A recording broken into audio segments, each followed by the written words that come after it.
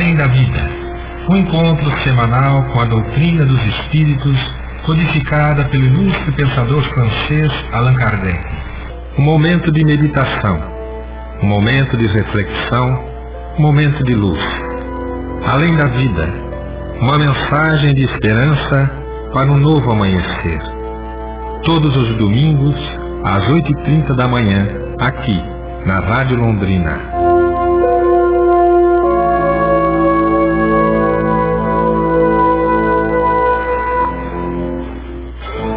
Prezados ouvintes, bom dia.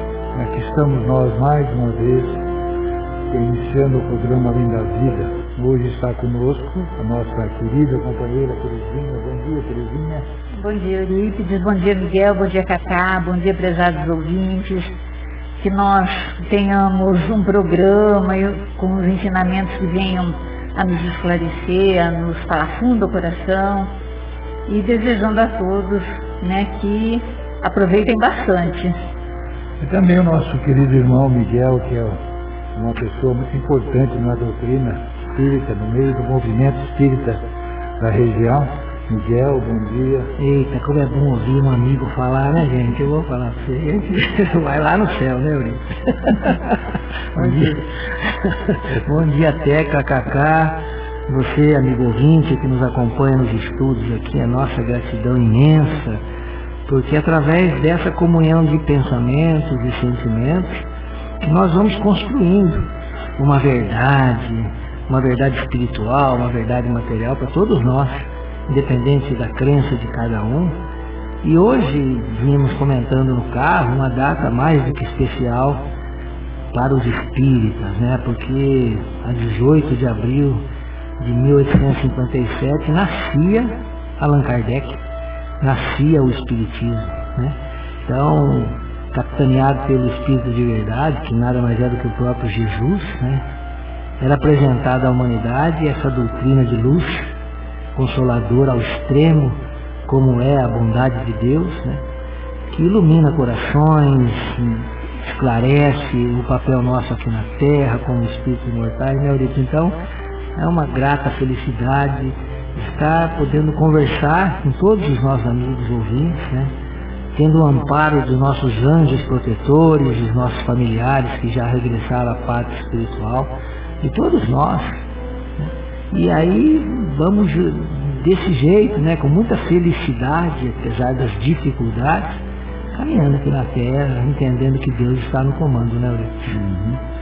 Mas eu quando apresentei os dois amigos aqui, a amiga e o Miguel, não estava jogando confete não, porque nós temos assim as nossas dificuldades ainda, é vermos as dificuldades, mas nós temos, se nós começarmos a ver as qualidades das pessoas, nós vamos perceber que as criaturas têm mais qualidades do que defeitos. Então é um trabalho que a gente tem que levar no dia a dia nosso. E vai lembrar Jesus dizendo também, Miguel e Terezinha, da vigilância e da oração diária, para que nós nos melhoremos, nos transformemos, como disse Jesus, que nós não ficaríamos parados no tempo, nós temos que evoluir. Mas, como sempre fazemos, a abertura do nosso programa, no Momento Espírita, hoje nós temos como título Pesos e Medidas.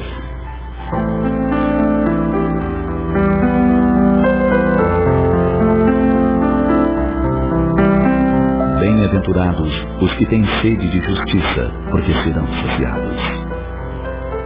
Essa afirmativa de Jesus nos faz pensar se podemos nos incluir no número dos que têm sede de justiça. Segundo os dicionários, justiça quer dizer conformidade com o direito, virtude de dar a cada um o que é seu. Jesus, no entanto, se referiu à justiça, recomendando que fizéssemos ao próximo o que gostaríamos que o próximo nos fizesse. Todavia, nós, que tantas vezes temos cobrado da divindade que sacia a nossa sede de justiça, se analisarmos profundamente, não estamos verdadeiramente com sede de justiça, no real sentido do termo. No convívio diário, muitas vezes nos surpreendemos agindo de forma injusta. O trato com as pessoas que nos rodeiam é diferenciado conforme a posição social ou financeira, de subalternidade ou de autoridade, de que cada uma esteja investida.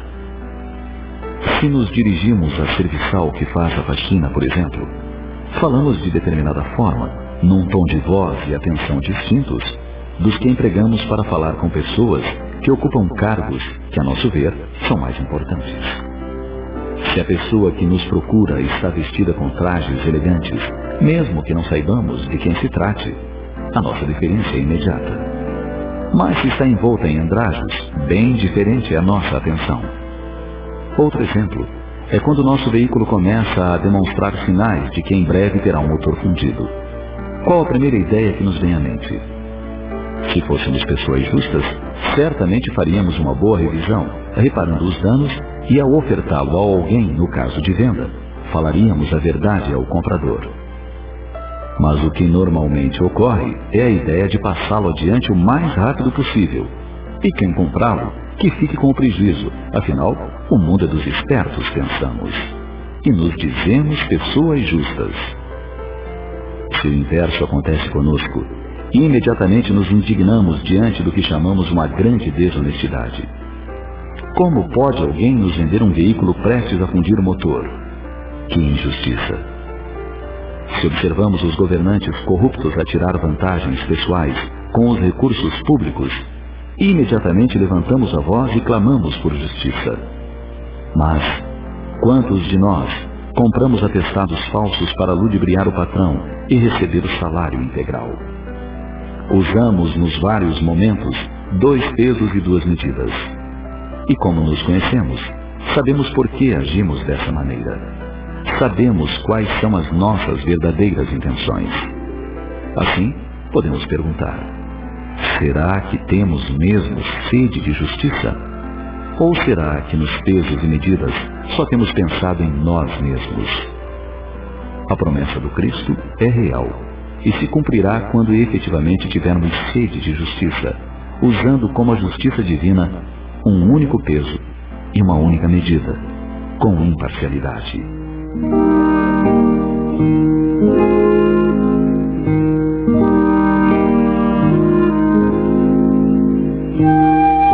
Os espíritos superiores recomendam que, caso tenhamos dúvidas quanto ao procedimento que devemos adotar para com o próximo, que nos coloquemos no lugar deste e façamos exatamente o que desejaríamos que nos fosse feito. Dessa forma, jamais nos equivocaremos, uma vez que todos queremos o melhor para nós mesmos. Pense nisso.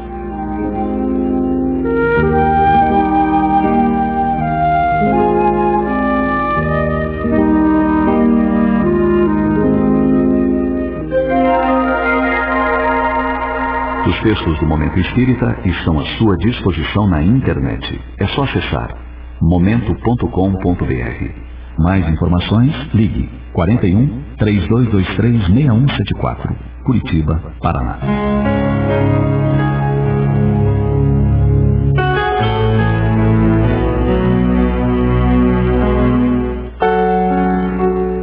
Aí está a mensagem de abertura do nosso programa, muito atual para o momento, né, Miguel? Demais. Estava falando que a gente está se escondendo aqui porque se aplica a todos nós, né, Eurico? É verdade. Nós não podemos, hoje, essa mensagem, fazer como disse Jesus, né?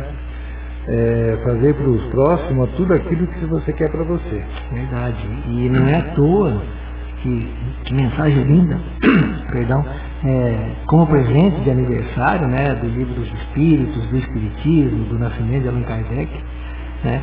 É bom até esclarecer, né, pessoal? Allan Kardec foi o codinome que o professor Hipólito Leon Denisard Rivar adotou para não se confundir com as obras acadêmicas, científicas dele, como nas várias disciplinas daqui da Terra, né? Então, o professor nasce a 3 de outubro de 1804. E a figura de Allan Kardec nasce com o Espiritismo 18 de abril de 1857, que é o lançamento do Livro dos Espíritos, né? Então, às vezes, tem pessoas que estão chegando agora, não conhecem o programa, não conhecem a doutrina, né? Por isso que a gente fala que é um presente de aniversário hoje, no 18 de abril. Mas a mensagem é belíssima, fala da justiça, que é o que os espíritos superiores sintetizam toda a lei mosaica, todo o ensinamento do Cristo de amar a Deus sobre todas as coisas e ao próximo quanto a si mesmo, com a 10ª lei moral, que é a lei de justiça, amor e caridade, que está lá na 3ª parte do Livro dos Espíritos, né? Então, ela vai resumir de uma maneira muito profunda as outras 9 leis, né, que começa pela lei de adoração, passa pela lei do trabalho e aí vai, né? Então vale a pena a gente consultar a 3ª parte do Livro dos Espíritos, que vai trazer um código de conduta para a nossa vida, né? Seja ela aqui na matéria, como espírito encarnado, ou como espírito imortal na erraticidade. Então, fica aqui a nossa recomendação de trabalhar a justiça, né? Então, na base de todas as virtudes, de todas as qualidades, está a justiça, né, Luiz? Então a gente viu a importância desse trabalho da Federação Espírita do Paraná com essas mensagens, que muitas vezes nos traz uma reflexão profunda, né, Terezinha? Essas mensagens do movimento espírita, do momento espírita. Com certeza. Cada mensagem que a gente ouve é um ensinamento, né? É um direcionamento. E eu estava ouvindo a mensagem e pensando assim, puxa vida, às vezes a gente pede tanto a misericórdia de Deus para conosco, mas nós mesmos não somos, às vezes, misericordiosos com o outro, né? E a gente tem que estar sempre atento a isso, né? É por isso que ele fala do pesos e medidas, né? Porque da mesma forma que você quer o bem para você, você também tem que desejar o mesmo para o outro, não é, Eurípides? É verdade. Mas hoje nós estamos encerrando o estudo do Parábolas de Ensino de Jesus com a última lição. E para o próximo nosso programa, nós vamos começar com Vida e Atos dos Apóstolos, que é do mesmo autor, Caibar Schutter. Então a leitura de hoje é a ressurreição de Lázaro. O Eurípides me pede para fazer a leitura e eu gostaria de ampliar um pouco essa informação desse livro, que é fantástico, pessoal. Quem não tem, puder adquiri-lo, né? O livro de Caibar Schutter, que ele lança em 1928, né? Um livro que ele faz um estudo das parábolas, das passagens do Cristo, né? Nós começamos a estudar esse livro em setembro de 2013 e fomos caso por caso, né? E hoje, analisando o 101º caso, né, que trata da ressurreição de Lázaro, nessa coincidência dessa data especialíssima de hoje, 18 de abril de 2021, o tema é a ressurreição de Lázaro, né? Lázaro que vai ter uma participação muito importante na apresentação do Espiritismo. Kardec vai apresentar muitas mensagens de Lázaro, era um dos espíritos guia da Sociedade Parisiense de Estudos Espíritas, onde Kardec desenvolveu boa parte do trabalho da doutrina espírita, do espiritismo, né? Junto com Erasto, junto com São Luís, Santo Agostinho, né? Então é um dos guias, Lázaro, olha que interessante, né? E ele vem ajudar em vários temas que a gente vai conversando a respeito do programa. E aqui Caibar fecha a obra dele, o livro dele, com essa passagem fantástica de Jesus, que trata da ressurreição de Lázaro.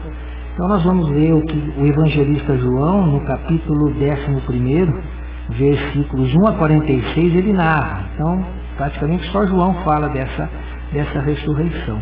E ele diz assim, é um texto um pouco longo, eu peço a paciência de vocês, mas vale a pena a gente prestar atenção nos detalhes. Diz assim, ora, estava doente um homem chamado Lázaro de Betânia, da aldeia de Maria e suas irmãs Marta e Maria.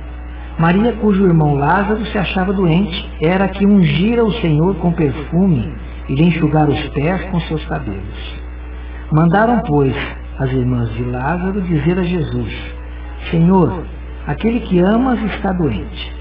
Ao saber disso, disse Jesus, essa doença não é para a morte, mas para a glória de Deus, a fim de que o Filho de Deus seja por ela glorificado.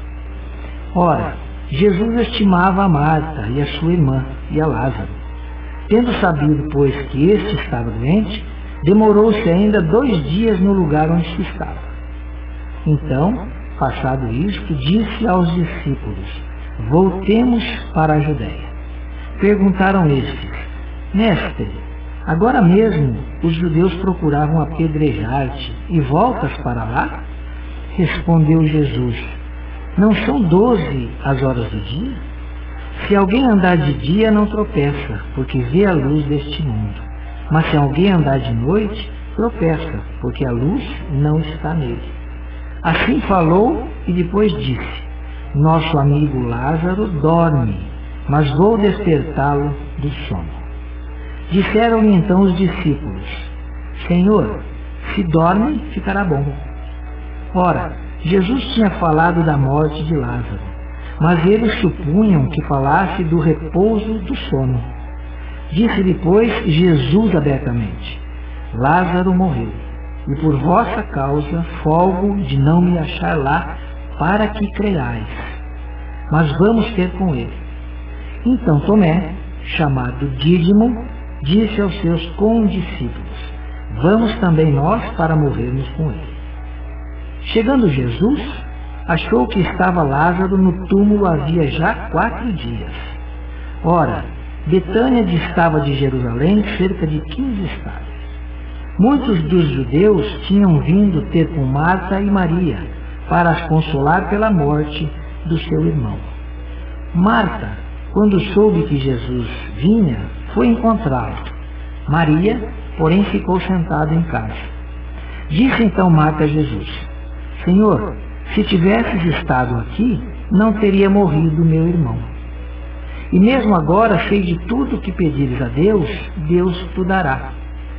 Respondeu-lhe Jesus: teu irmão há de ressuscitar. Sei, replicou Marta, que ele há de ressuscitar na ressurreição no último dia. Disse-lhe então Jesus: eu sou a ressurreição e a vida. O que crê em mim, ainda que esteja morto, viverá. E todo o que vive e crê em mim, nunca, jamais morrerá. Crês nisto? Sim, Senhor, respondeu ela. Eu creio que tu és o Cristo, Filho de Deus, que havia de vir ao mundo. E tendo dito isso, foi chamar a Maria, sua irmã, e lhe disse em particular: aí está o Mestre e te chama. E ela, ouvindo isto, levantou-se depressa e foi ter com ele, pois Jesus não havia entrado na aldeia, mas permanecia no lugar onde Marta o encontrara. Os judeus que estavam com Maria em casa e a consolavam, vendo-a levantar-se depressa e sair, seguiram-na, pensando que ela ia ao túmulo para ali chorar. Quando Maria chegou no lugar onde estava Jesus, ao vê-lo, lançou-se-lhe aos pés, dizendo: Senhor, se tivesses estado aqui, não teria morrido meu irmão. Jesus, vendo-a chorar e chorarem também os judeus que a acompanhavam, perturbou-se e perguntou: onde o puseste? Eles lhes responderam: Senhor, vem e vê. Jesus chorou. Os judeus então diziam: vede como ele o amava? Mas alguns deles diziam: não podia este homem, que abriu os olhos ao cego, fazer que este não morresse? Jesus, gemendo outra vez em si mesmo, foi ao túmulo. Este era uma gruta, a cuja entrada estava posta uma pedra. Jesus disse: tirai a pedra. Disse-lhe Marta, irmão do morto: Senhor, ele já cheira mal, porque está morto há 4 dias. Respondeu-lhe Jesus: não te disse eu que, se creres, verás a glória de Deus? Tiraram então a pedra. E Jesus, levantando os olhos, disse: Pai, graças te dou que me ouviste. Eu sabia que sempre me ouves, mas assim falei por causa dessa multidão que me cerca, para que creiam que tu me enviaste. Tendo assim falado, clamou em voz alta: Lázaro, sai para fora. saiu aquele que estivera morto, ligados os pés e as mãos com faixas, e envolto o seu rosto num lenço. Disse Jesus: desatai-o e deixai-o ir. Muitos dos judeus que vieram ter com Maria e viram o que fizera Jesus, creram nele. Alguns deles, porém, foram ter com os fariseus e lhes contaram o que Jesus tinha feito. Isso está em João, capítulo 11, versículos de 1 a 46, Ulisses. Você faz uma viagem no tempo, né? Você vê toda a imagem do movimento de Jesus, dos apóstolos, de Maria e Marta. É muito interessante você se concentrar na lição, que dá a impressão que você está vendo o momento que eles estão vivendo, né, Terezinha? Com certeza, é uma lição que nos traz muito ensinamento, né? E eu fico pensando aqui, ouvindo, vendo esse relato todo, e eu fico pensando, né, que a lei de Deus, ela é perfeita, né? Ela é eterna e ela é imutável. E aí a gente olhando esse texto aqui, a gente fica pensando assim: nossa, mas é possível que uma pessoa, né, adiantada, a mais adiantada, assim como Jesus, é possível a ela restituir a vida a outro ser? Não é? Porque aqui fala que a gente entende aqui que Lázaro estava morto, e muitas pessoas entendem que ele está morto fisicamente morto, né? Que não. E nós vamos ver, analisando todo esse texto, principalmente se entende quando Jesus diz assim, ó: essa doença não é para a morte, mas para a glória de Deus, a fim de que Filho de Deus seja por ele glorificado. Então a gente fica olhando esse texto aqui, a gente pensa assim: bom, então Jesus curou, restituiu a vida a Lázaro para mostrar a glória de Deus. Mas se Lázaro estava morto e traz ele à vida, ele não está indo contra a essa lei justa de Deus, que é uma lei imutável? Interessante que se vê a tranquilidade de Jesus, sabendo o que estava acontecendo. Ele tinha um completo conhecimento da situação.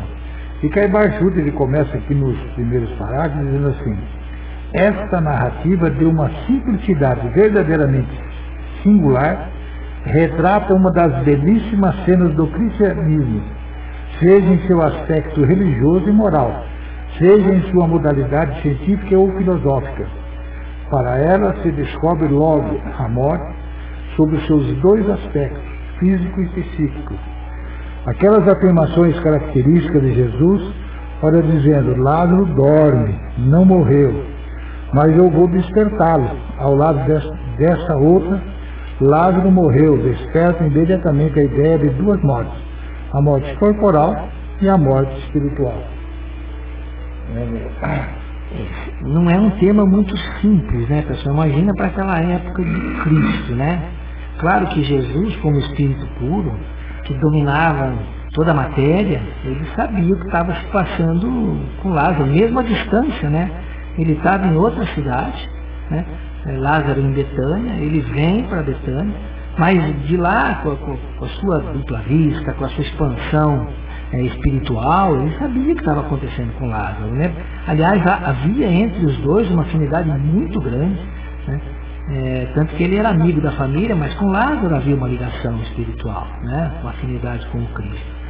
E esse caso foi considerado à época como milagroso, né? Sobrenatural. Por quê? Porque não se conhecia, não se tinha informações, por um lado da ciência médica, né? E por outro da ciência espírita.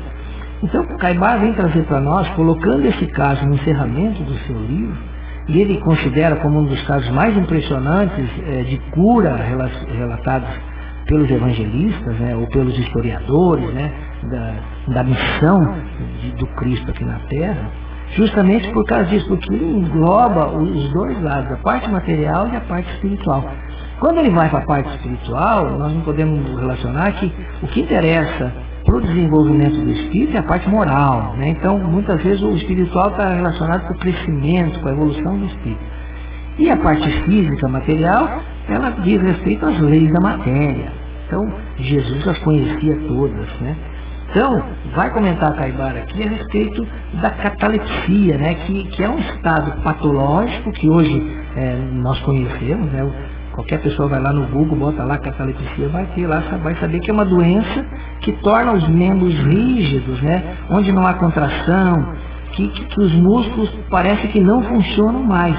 Então a pessoa vai ficar um determinado tempo, maior ou menor, nessa condição. E esse tempo maior, muitas vezes, pode ser dias, pode ser semanas, né? Então há os casos de catalepsia, há os casos de letargia também, que é um estado parecido, mas há diferença. Eu recomendo aqui às pessoas que gostam de estudar esses temas, que procurem na internet um artigo Catalepsia e Letargia, que saiu em maio de 2008 no jornal Mundo Espírita, publicado pela Federação Espírita do Paraná, a mesma que elabora o Momento Espírita, né? Então é interessante a gente, para entender essa parte física, dar uma observada no texto que diz assim: na letargia, as forças vitais são dissipadas e o corpo adquire aparência de morte, num sono profundo. Na catalepsia, essa suspensão das forças vitais às vezes fica localizada. Os letárgicos e catalépticos, em geral, observam o que acontece em derredor. O espírito tem consciência de si, mas não pode comunicar-se. Por quê? Porque a ferramenta, o instrumento de comunicação, ele está com problema, né? Então o corpo não está integralmente morto, mesmo quando se inicia a decomposição. Há casos, há relatos, né, na própria obra de Kardec disso, né, de corpos físicos entrar em decomposição, mas ainda o espírito está ligado. O perispírito, que é o corpo espiritual ainda está ligado ao corpo físico. Então o espírito não se desligou do corpo físico, né? Diz o texto do Mundo Espírita, né, o perispírito se acha ligado ao corpo por mínimos pontos, mas está ligado. Sua vitalidade se encontra em estado latente, diferente da morte real, quando as moléculas do corpo perispiritual já se têm separado do corpo carnal. Os laços que prendem um ao outro são rompidos totalmente e o espírito não tem condição de voltar ao seu envoltório. Não era o caso do Lázaro, porque se tivesse havido o rompimento de todos os laços que unem o corpo espiritual e, lógico, entende-se o espírito ao corpo físico, nem o próprio Cristo poderia fazer isso, trazê-lo de volta à vida, porque isso seria derrogar as leis de Deus. Mas como ainda havia ligação, e só teria-se necessidade de uma energia mais forte, como o Cristo a tinha, mais pura, né, para poder fazer com que se restabelecesse aquela condição orgânica melhor para o corpo de Lázaro, então foi isso que aconteceu, né? Diz aqui, ainda nesse texto, e fica aqui a nossa recomendação, há um caso que Kardec relata, que a gente veio comentando no caso de Cambé para cá, lá no livro Céu e Inferno, que tem como subtítulo, né, a Justiça Divina segundo o Espiritismo. A justiça foi o tema do Momento Espírita de hoje, né?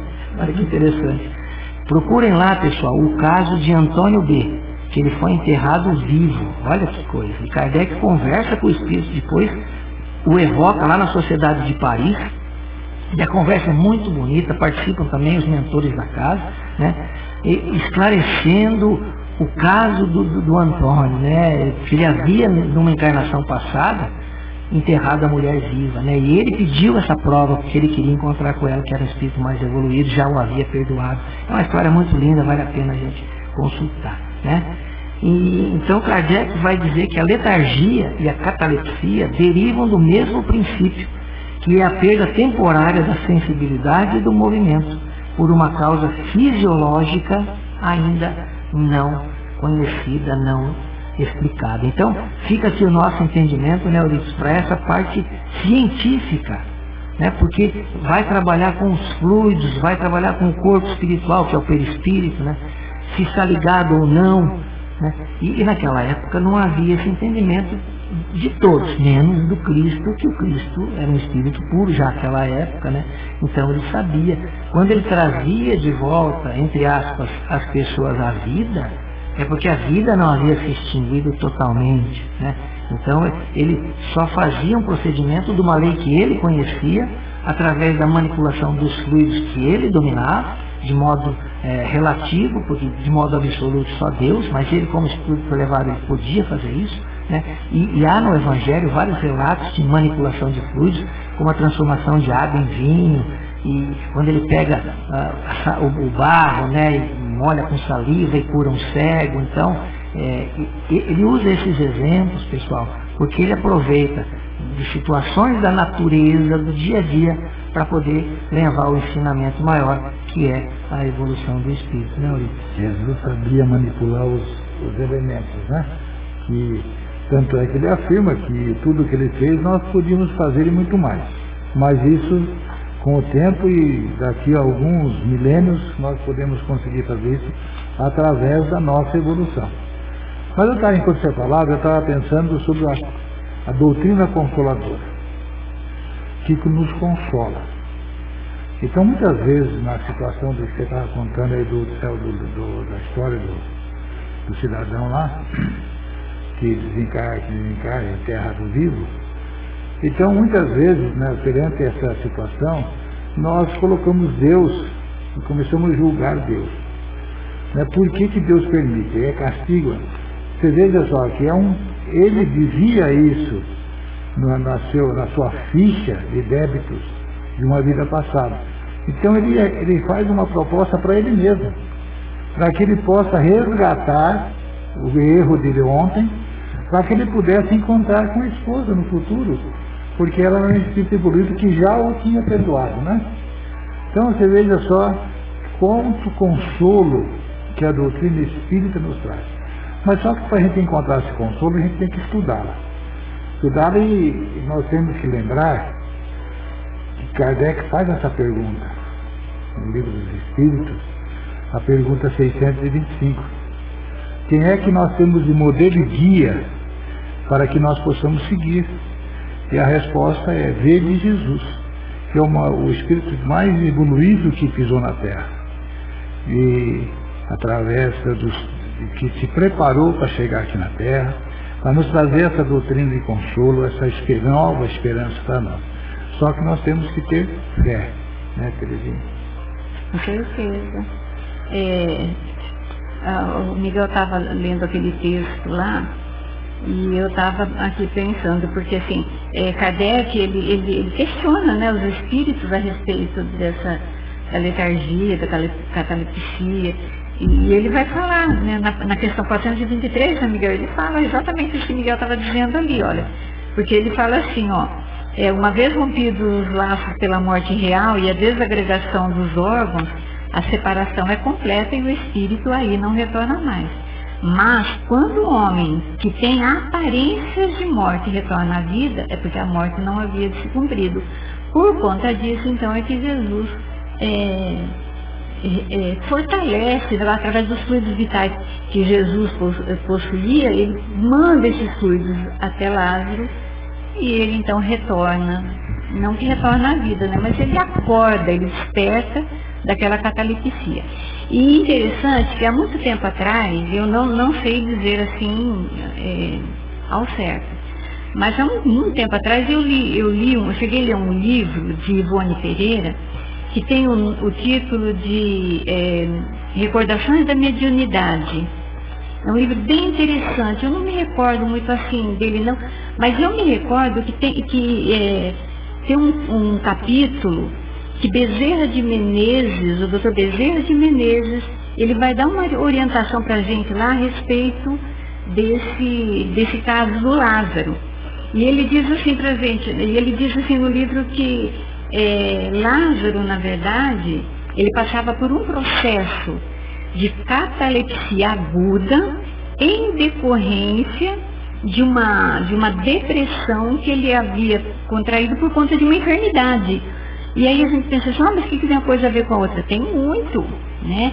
Você fica, você está enfermo, você começa a dispensar energias, você começa a perder aquelas energias e você pode entrar nesse estado mesmo de catalepsia, e você pode ficar nesse estado vários dias, Então era normal, com 4 dias lá no túmulo, era normal que Lázaro estivesse lá ainda, e pode ficar até mais dias a catalepsia. Então não é uma coisa que vai ficar. Só que o que se pensa a respeito disso? Que esse fato, então, que gerou assim, tanta conversa, porque relaciona isso a milagre, né, ao milagre de Jesus, a gente vê que na verdade não foi nada, não tinha nada de milagre aí, né? Tudo que estava acontecendo ali estava dentro das leis divinas, nada fora dela. E na Gênesis, no capítulo 13, Kardec discorre o capítulo todinho falando acerca de milagres, para a gente entender bem o que é milagre, o que é isso, como é que funciona, né? É bastante interessante, eu até recomendaria também para que alguém, se pudesse, né, dar uma abridinha lá na Gênesis, nesse capítulo, que é bastante interessante, e Kardec dá assim, umas orientações, e ele faz uma conclusão bastante interessante desse capítulo, viu? Eu recomendo para que vocês possam ver. Mas o que Jesus utilizava aí nesse momento dessa catalepsia? O magnetismo. Ele tinha um magnetismo poderosíssimo. E através desse magnetismo, né, mesmo de longe, ele pode emitir os fluidos vitais e fazer com que a outra pessoa desperte. Imagine, quando ele diz assim, Lázaro, sai para fora, a entonação da voz desperta Lázaro. Ele acorda daquela catalepsia e continua vivendo a vida. Tem uma palestra, eu não me lembro se é do Carlos Bacelli, mas ele diz assim que, ele fala nessa palestra que Lázaro, ele retorna mesmo à vida e segue normal, ele desencarna depois, mas por outra situação, né? Mas que ele passa a ser perseguido. Não sei se vocês já ouviram falar a respeito disso, também não sei. Eu sei que estava nessa palestra que eu vi. Não me lembro se foi de Carlos Bacelli, mas acho que foi. E ele diz assim que Lázaro passou, depois dessa ressurreição, ele passou a ser perseguido também, porque ele era um exemplo vivo da ação de Jesus. Então aí passa a ser Lázaro e Jesus sendo perseguido pelos fariseus e condenado à morte, não é, Eurípides? Então a gente fica, como nós não temos entendimento aí, nós usamos o termo de milagre, né? Não tem, mas, como eu já disse, Jesus ele sabia manipular os elementos que nós temos. Então, se você falou em curas, né? Eu estava lembrando sobre a cura do servo do centurião. Cura à distância. Então você vê a visão, vamos ver a visão do centurião. Né, que ele percebe que nem os discípulos percebiam, do centurião percebe quem era naquele momento em Jesus. Assim, da mesma maneira que eu comando os meus soldados, eu também comando essa pleia de espíritos que te acompanham. Né? Então Jesus, ele estava acompanhado de uma pleia de espíritos superiores que o ajudaram no seu trabalho aqui na Terra, senão não teria condições, pela época que ele veio, há 2000 anos, uma situação terrível que vivia o homem naquela época. Ainda hoje nós sofremos essas perseguições. Nós podemos ver o texto de abertura do Momento Espírita, quase uma situação atual que nós estamos vivendo. E Jesus viveu numa época bem maior e pior do que essa, onde o homem não era dono da sua própria vida. Ele era um joguete na mão das autoridades da época. E Jesus passa a ser perseguido, porque eles não entendiam, e como não entendiam, tinham medo das ações dele. Imagina vendo multiplicar pães, peixe, transformar água em vinho, curar cegos, leprosos, que não tinha cura. E Jesus manipulava isso aí com facilidade. E além dessa ressurreição de Lázaro, tem a filho de Jairo, né, que também volta à vida, e da viúva de Naim, que também tem a mesma situação, que traz a vida. Então são casos diferentes, de Lázaro e desses outros dois. Então Jesus deixou para nós exemplos maravilhosos, mas nós temos que seguir as pegadas deles, né, Miguel? Exatamente, não é à toa, né? Vocês estão vendo a complexidade desse caso, né, da ressurreição de Lázaro, tanto que Caibaro coloca no final do livro, né, Mas o interessante é que o Espiritismo vem explicar perdão, ao nosso tempo, né, desde o final do século XIX, essa passagem. E olha que bacana quando a gente pode ver que a própria medicina já encontra explicação para o que aconteceu na época do Cristo, né? Então, era um efeito fisiológico, era uma coisa que acontecia no corpo físico, né? Mas que necessitava de algo especial que o Cristo tinha naquela época, que era essa energia, esse fluido, né? Energia é matéria, mas vamos trabalhar com a palavra que Kardec trabalha, fluido, né? Cristo tinha um fluido mais potente, mais poderoso, mais purificado, né? Nesse caso de Lázaro era necessário, né? Há várias passagens do Evangelho que Jesus pede que os apóstolos façam determinado tipo de trabalho e ele vê que os apóstolos não conseguem. Por quê? Porque não tinham a fé, não tinham essa evolução que tinha o próprio Cristo natural, né? Mas o que fica claro desse texto, pessoal, finalizando essa parte do corpo físico, né, é a cura que Jesus fazia indiscriminadamente e que nós, espíritos encarnados, também podemos fazer com o nosso fluido animal. Ainda está certo que não é o fluido igual do Cristo, né, mas é um fluido que ajuda. Se a nossa intenção, se o nosso sentimento for bom, se o nosso pensamento for elevado, nós vamos estar também doando esse mesmo fluido, né? E para que a gente possa entender isso, que não é muito simples, né? Eu vou reforçar aqui a recomendação que a Teca fez a respeito do último livro que Kardec publica, um ano antes de falecer. Ele falece em 1869, no dia 31 de março, e um ano antes, em 1868, ele lança o livro A Gênese, os milagres e as predições segundo o Espiritismo. Então, nessa segunda parte que fala dos milagres, nós vamos ter aí 3 capítulos. O capítulo 13, que fala dos caracteres dos milagres. O capítulo 14, que é um dos capítulos mais importantes dessa obra, que vai falar dos fluidos. E aí é muito importante que as pessoas que trabalham com passe, trabalham com transmissão de energia, que querem ajudar as pessoas à distância, como foi esse exemplo que o Eurípides deu de Jesus e o centurião, né? Que não pode estar, ainda numa época como essa, que os contatos são difíceis, né? Mas eu quero fazer uma prece, eu quero ajudar uma pessoa que eu sei que está de cama, que está doente. Olha como é essa manipulação dos fluidos. Vale a pena ler esse capítulo 14, intitulado Os Fluidos, desse livro A Gênese. E Kardec vai fechar essa segunda parte do livro falando dos milagres do Evangelho, contando as várias passagens de Jesus, né, em tudo que ele fez em relação à cura, à ressurreição, a processo, a sonho, a estrelas dos magos, a dupla vista, e aí vai. A multiplicação dos pães, ali está a explicação espírita, com base nos fluidos daquilo que aconteceu. Olha que interessante. Então, é o Espiritismo trazendo consolo, dizendo que se na época foi considerado sobrenatural ou milagroso, é porque não se havia conhecimento. Olha os espíritos trazendo esse conhecimento no final do século XIX, os mesmos espíritos que trabalharam com Cristo, que tiveram presentes, né? Então, Lázaro vem agora na codificação espírita com vários textos, trazendo informações não só a respeito dos fluidos, mas aquilo que interessa para a nossa salvação, pessoal. E aí é o outro lado, é o lado religioso que o texto vai abordar. Um lado é a cura, né? O Cristo fazia isso indiscriminadamente. Por quê? Que está relacionado com o corpo físico, com a matéria. O outro lado é a salvação. Aí o Cristo não interfere. Por quê? Porque aí é de cada um. Porque Jesus nos salva, entre aspas, mostrando o caminho, indicando o caminho, apresentando as leis de Deus.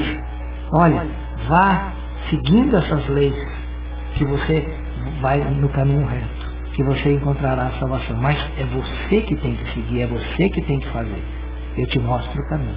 Eu te ajudo através dos meus missionários, através do anjo da guarda, com bons pensamentos, com bons sentimentos. Mas a decisão é sua, o livre-arbítrio é seu. As escolhas são suas, as leis estão aqui, as leis morais. né? Que ele resume em amar a Deus sobre todas as coisas e ao próximo como a ti mesmo, como a gente viu no caso da justiça, né? A receita simples. Então, cura e salvação, olha que interessante, são duas coisas distintas. A cura, os Espíritos sempre estão a nos ajudar. Salvação depende de cada um de nós. E é interessante que nós vamos observar Lázaro agora trabalhando com Kardec, sendo um dos guias da Sociedade Espírita de Paris, e ele vai trazer, tem vários textos, quando a gente consulta a Kardecpédia, que é um aplicativo gratuito, que todos podem acessar no seu telefone, coloca lá no busca da Kardecpédia, Lázaro, vão aparecer vários textos, né? Eu trouxe só dois aqui, um que eu considero de extrema importância, que está no Evangelho segundo o Espiritismo, no capítulo 6 de Perfeitos, quando Lázaro vai falar do dever. Dever, pessoal, é uma coisa ligada diretamente às leis morais, às leis de Deus. É um dever de todos nós como espíritos imortais. Nós temos direitos adquiridos de determinadas coisas da nossa vida, como espírito encarnado ou como espírito imortal. Essas coisas de direitos, se nós não aplicamos, não usamos, as consequências não são maiores. Agora, quando nós faltamos com o dever perante as leis de Deus, aí nós temos aquilo que Kardec vai colocar lá como punição, como castigo, mas não no sentido de um Deus vingativo, rancoroso, guerreiro, não. No sentido de um Deus Pai, amoroso, bondoso, infinitamente justo para seus filhos. Então vale a pena ler esse texto que fala do dever, que Erasto traz. E eu achei interessante também, pessoal, pesquisando na Kardecpédia, eu encontrei um texto na Revista Espírita de fevereiro de 62, onde Kardec está analisando dissertações espíritas que aconteceram lá na sociedade, e dentre os guias que aparecem está lá o nome de Lázaro. E ele vem falar de injúrias e instintos. E eu queria ler só para você o comentário que Kardec vai fazer a esses dois ensinamentos que Lázaro traz. Kardec diz assim: não obstante o nosso respeito pelo espírito de Lázaro, que nos tem dado tantas e tão belas páginas, permitimos-nos não concordar com suas últimas proposições. Pode-se dizer que há duas espécies de instintos, o animal e o moral. Por que eu estou dizendo isso, pessoal? Porque nós temos que entender que dos espíritos que trabalharam com Kardec, né, ele era o mestre. E depois, não esquecer nunca que quem acompanhava Kardec no trabalho de apresentação do Espiritismo era o próprio Cristo, o próprio Jesus. Então todos os outros espíritos estavam sob a orientação de Allan Kardec, um espírito da segunda ordem, um espírito superior, que veio com essa missão e pôde completá-la da melhor maneira possível. Então, eu só trouxe esses dois exemplos para vocês verem que Lázaro também, apesar de ser um espírito elevado, não tinha o total domínio do conhecimento, tanto que Kardec chama a sua atenção em um determinado ponto, e, por outro lado, ele apresenta o texto do dever, que vale a pena, é um texto lindo. Ele começa dizendo assim: o dever é a obrigação moral da criatura para consigo mesmo, primeiro, e em seguida para com os outros. O dever é a lei da vida. Com ele deparamos nas mais ínfimas particularidades, como os atos mais elevados. Olha que texto lindo, né, Eurico? Então agora nós vamos ficar com a fala do Zé Antônio, né? Que fala sobre Maria e Judas. Olá, amigos. Vou apresentar para vocês uma pérola hoje, uma poesia do espírito Maria Dolores, a poetisa baiana, que através de Chico Xavier deixou poesias lindíssimas para nós. Uma delas ficou registrada no livro Momentos de Ouro. Esse livro é um livro muito difícil de encontrar, muito antigo, e escrito por espíritos diversos, tem uma ou duas poesias de Maria Dolores. Nessa poesia, chamada Retrato de Mãe, ela vai narrar um encontro, mas de uma maneira tão doutrinária, um encontro entre Maria, mãe de Jesus, com Judas, no mundo espiritual em sofrimento, depois do suicídio, depois de algum tempo do suicídio. Então nós vamos ler rapidamente a poesia para fazer uma análise, para vocês verem que isso aqui é um compêndio de doutrina. Quantos ensinamentos estão aqui inclusos, registrados numa poesia belíssima. Ela diz assim: depois de muito tempo sobre os quadros sombrios do Calvário, Judas, cego no além, errava solitário. Era triste a paisagem, o céu era nevoento. Cansado de remorso e sofrimento, sentara-se a chorar. Nisso, nobre mulher de planos superiores, nimbada de celestes esplendores que ele não conseguia divisar, chega e afaga a cabeça do infeliz. E em seguida, num tom de carinho profundo, quase que em oração, ela lhe disse: meu filho, por que choras? Acaso não sabeis, replica o interpelado, claramente agressivo: sou morto, estou vivo, matei-me novamente, estou de pé, sem consolo, sem lar, sem amor, sem fé. Não ouvistes falar em Judas, o traidor? Sou eu que aniquilei a vida do Senhor. A princípio julguei poder fazê-lo rei, mas apenas de impulso, sacrifício, martírio, sangue e cruz. E em flagelo e aflição, eis é que a minha vida agora se reduz. Afastai-vos de mim, deixai-me padecer nesse inferno sem fim. Nada me pergunteis, retirai-vos, Senhora. Nada sabeis da mágoa que me agita. Nunca penetrareis em a dor infinita, o assunto que lastima é unicamente meu. No entanto, a dama, calma, respondeu: meu filho, eu sei que sofres, eu sei que lutas, sei a dor que te causa o remorso que escutas. Venho apenas falar-te que Deus é sempre amor em toda parte. E acrescentou serena: a bondade do céu jamais condena. Venho por banho aqui, buscando um filho amado. Sofre com paciência a dor, a prova, terás em breve uma existência nova. Não te sintas sozinho ou desprezado. Judas interrompeu-a. Bradou rude e pasmo: mãe, não me venhais aqui com mentira e sarcasmo, depois de me colocar um galho da figueira para acordar na dor, sem mais poder fugir à vida verdadeira. Eu fui procurar consolo, força de viver, ao pé da pobre mãe que me forjara o ser. Ela me viu chorando, escutou meus lamentos, mas teve medo dos meus sofrimentos, expulsou-me com juros, chamou-me de monstro. Por sinal, disse que eu era unicamente o espírito do mal. Intimou-me a terrível retrocesso, mandando que eu apressasse o meu regresso para a zona infernal de onde por certo eu vinha. Ah, detesto lembrar a horrível mãe que eu tinha. Não me faleis de mãe, não me faleis de amor, sou apenas um monstro sofredor.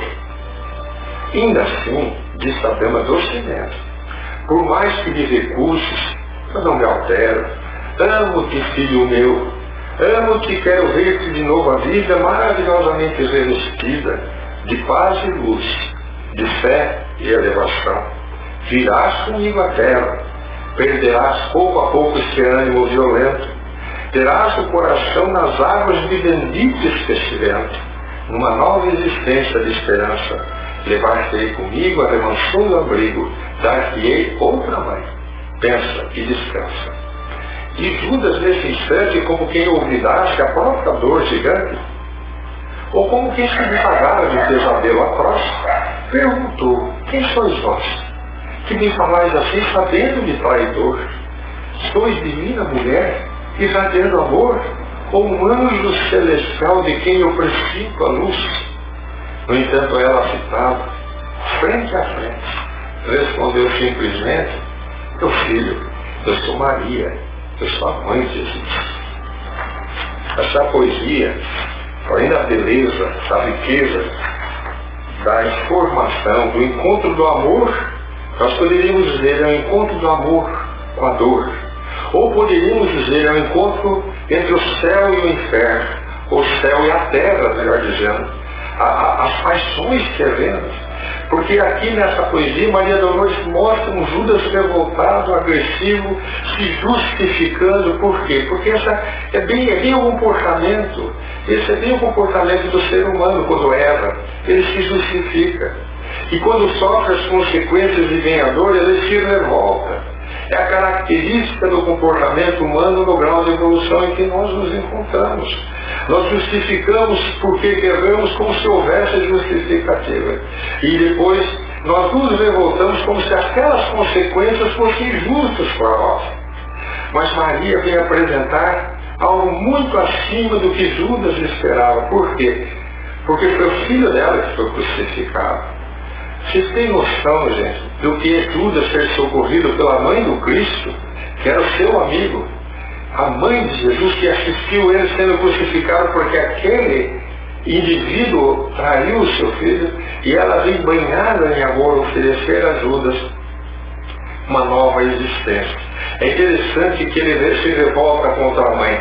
Veja a questão cultural que Maria Dolores se preocupou em colocar na poesia. Procurei minha mãe, e ela pediu que eu fosse varre-reto, Satanás, diz aqui na poesia. Por quê? Porque é da cultura humana. Morre a criatura, deixa de ser gente, passa a ser ou o espírito do mal ou o espírito do bem, porque da visão das religiões atuais não existe a continuidade da vida. Existe o mal e o bem, o demônio e o anjo. Então, ou o demônio se manifesta, ou é o anjo que se manifesta, não é o filho que se manifesta. Então, se você está desprevenido e aparece o espírito do seu filho, você vai chamá-lo de demônio. Porque você não crê que seu filho sobreviva, que pode se manifestar, que pode se comunicar. Isso é o espiritismo que vem nos trazer, vem nos apresentar essa realidade espiritual tão bem inclusa nessa poesia maravilhosa. Então, nessa poesia, Maria Dolores se preocupa em nos mostrar a cultura humana materialista, em que faz com que um filho sofrido se aproxime da mãe e seja chamada de demônio, e pedindo que volte para o inferno de onde ele saiu, aumente a revolta dele. Só que tudo é consequência da sua própria imprudência. Ele tenta justificar, dizendo que queria fazer de Jesus um rei. Jesus não pediu a ele que fizesse dele um rei. Jesus já disse que o reino dele não era deste mundo, embora tivesse dito que o reino de Deus estava se aproximando, porque ele estava vindo a este mundo. Então essa poesia ela é rica de informações, de ensinamento. Outro ensinamento importante. Logo no comecinho ela fala da região espiritual em que Judas está. Ela fala de era triste a paisagem, um céu revoento. Como André Luiz fala no Nosso Lar, na abertura do livro Nosso Lar, da região espiritual. As pessoas perguntam, existe um inferno? Allan Kardec vem nos apresentar, através do livro Céu e Inferno. Não existem regiões criadas por Deus para sofrimento eterno. Existem regiões criadas pelas almas humanas perturbadas. Então o mundo espiritual inferior, na verdade, são as regiões plasmadas pelas almas atormentadas dos espíritos desequilibrados que desencarnaram aqui na Terra. Eles vão e vivem nessas regiões que ficam sombrias, que ficam estranhas, criadas pela própria projeção das energias densas da alma, conturbada, atormentada, perturbada pelas próprias emoções, sem nenhum direcionamento superior. André Luiz, no livro Nosso Lar, no capítulo Umbral, ele fala isso. Quando ele pergunta o que é um umbral, é definido umbral, uma região onde está tudo que não tem interesse para os anseios superiores da vida. Então ela já começa descrevendo o lugar. Depois ela fala do momento de Judas, cansado de remorso e sofrimento. Nos remete a parábola do filho pródigo. Jesus diz que o filho pródigo é aquele que quer viver como quer, era como quer, mas depois sofre as consequências, até que cansa. E quando cansa, diz Jesus, ele cai em si. É a hora que ele cai em si, é a hora do socorro. É a hora que o pai vai encontrar o filho, é a hora que o filho vai se levantar para voltar em direção ao pai. Neste momento desta oração, prece e poesia, Maria Dolores diz que Judas, cansado, é a hora em que Maria encontra um momento oportuno para, no meio da revolta de Judas, procurá-lo para apresentar de volta o amor. E o mais bonito de tudo isso é que ela apresenta o amor de Deus de uma maneira pura. Ela diz assim: a bondade dos céus jamais condena. Mas como é que Judas estava lá? Ele havia se condenado, não a bondade de Deus.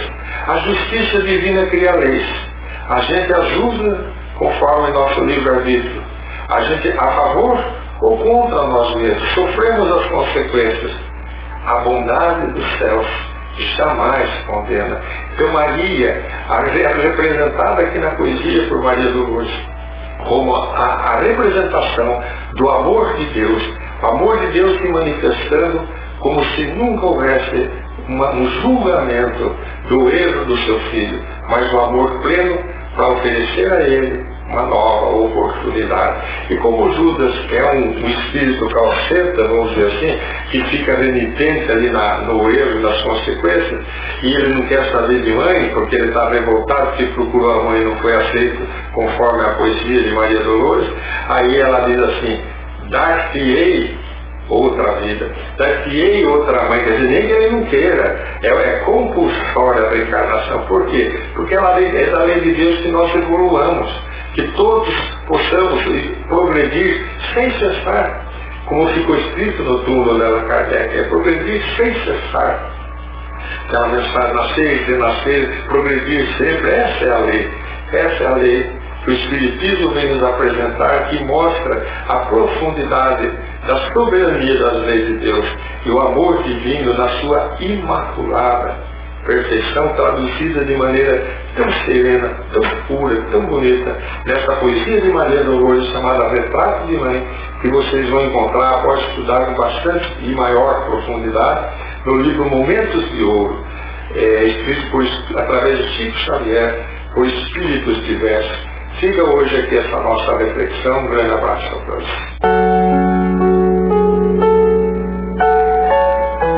Aí está, prezados ouvintes, a mensagem do nosso amigo José Antônio Vieira de Paula, que sempre traz uma mensagem consoladora.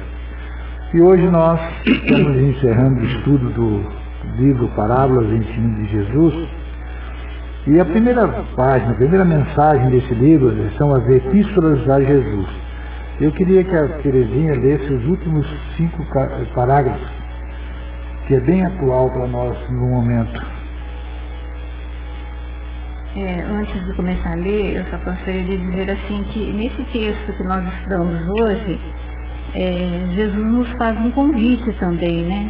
Para que nós saiamos dos túmulos, né, onde nós somos encerrados, dentro do nosso orgulho, do nosso egoísmo, das nossas vaidades, né?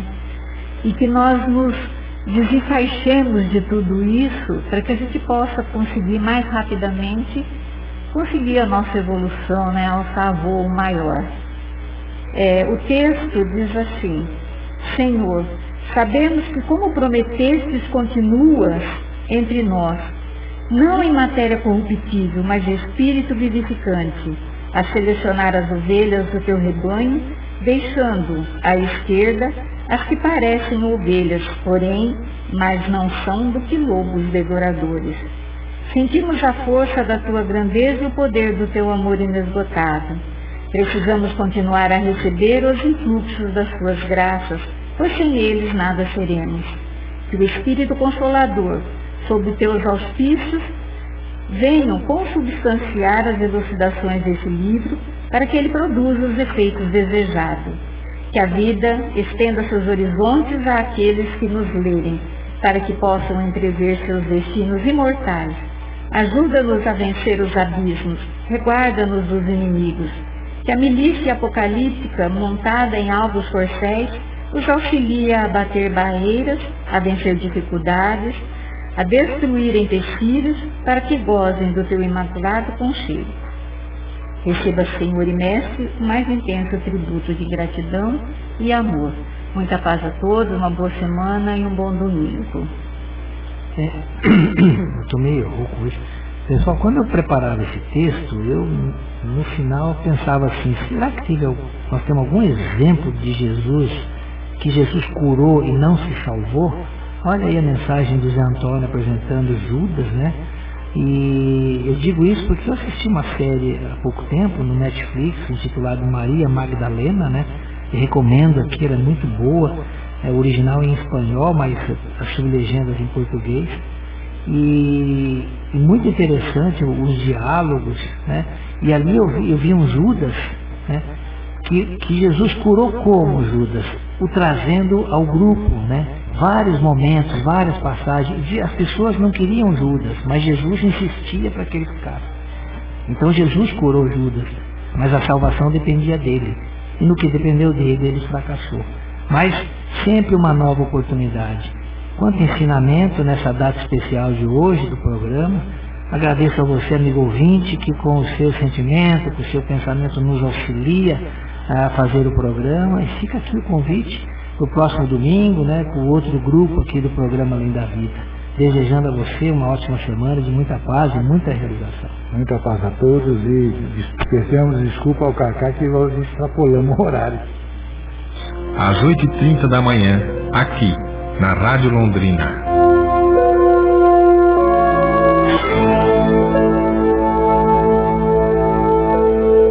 Além da Vida, um encontro semanal com a doutrina dos Espíritos, codificada pelo ilustre pensador francês Allan Kardec. Um momento de meditação, um momento de reflexão, um momento de luz.